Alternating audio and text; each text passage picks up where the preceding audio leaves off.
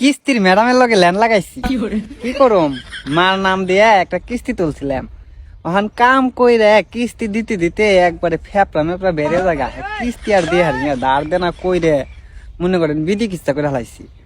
পরে মাথায় কুবুদ্ধি ঢুকলো যে কিস্তির ম্যাডামের লগে প্রেম করি একটু, হয়তো কিস্তিটা মাপ হবো নি। কি করবো ম্যাডামে খালি একদিন কিস্তির লেগে বারবার করে ফোন দিবেন এসে। পরে কইলাম যে ম্যাডাম কিস্তি তো দিমু, তবে একটু লেট হইব, কিন্তু আপনি আমার বারবার ফোন দিয়েন। হ্যাঁ কয় কেন বারবার ফোন দিতে হইব কেন, যদি দেন তাহলে দিয়ে যাবেন সুন্দর মতো।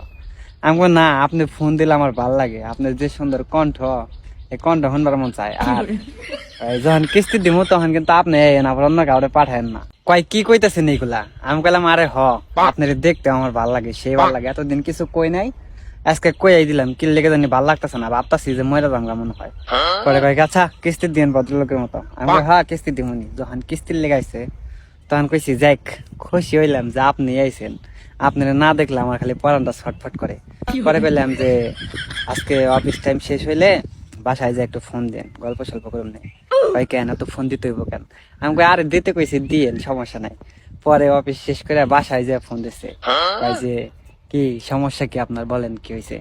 পরে পেলাম যে দেখেন আসলে আপনি কিস্তি টিস্তি নেন তো এই কারণে কিছু কইবার সাহস পাই না, যদি আবার অন্য কোনো কিছু মাইন্ড করেন তো সত্যি কথা এটাই যে আমি আপনারে পছন্দ করি, আপনারে আমার অনেক ভালো লাগে, কিন্তু কিছু কইতে পারি না আপনারে। আপনারে দেখলে আমার মনের মাঝে যে সুখ লাগে ওই সুখ আমি পৃথিবীর কোনো জায়গায় পাই না।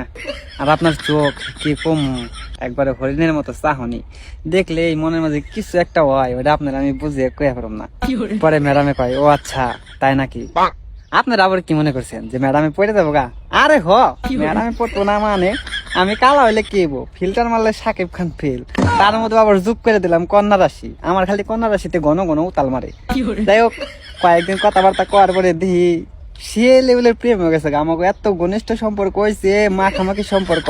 এখন মাঝে মাঝে ফোন দিলে খালি কই যে রাস্তাঘাটে দেখা হলে খালি সালাম দিও না, শুভেচ্ছা আমিও দিও। দুঃখের কথা কই হয় না, শুয়ে হয় না, দুই একটা তো শুনে নিবার মন চায়। যাই হোক পরে একদিন আবিল দেখাইলাম, বললাম যে দেখো আমি তো অনেক সমস্যায় পড়ে গেছি গে, এখন কিস্তি দিলে তো আমার ওই সমস্যাটার সমাধান হয় না, মিশা কথা কয়ে দিলাম বানিয়ে বানিয়ে।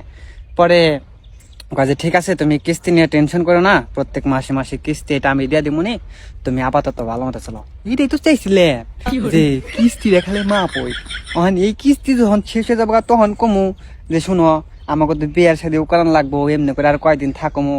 আর এই কাম কাজ করে তো দিশা মিশা পাওয়া যায় না, কোল কিনারা পাওয়া যায় না, তাহলে বিদেশ যাবো। এখন বিদেশ যাওয়ার লেগে তো এক টাকাও ক্যাশ নাই, যদি 4-5 লাখ টাকা লোন নিয়ে দিতে তাহলে মনে করো কোন রকম দাঁতে কামড় দিয়ে আমি বিদেশ পৌঁছি হারলে। তারপরে মনে করো কিস্তি কুস্তিও শেষ দিয়ে দিলাম, তোমার বিয়াও করে হারাইলাম।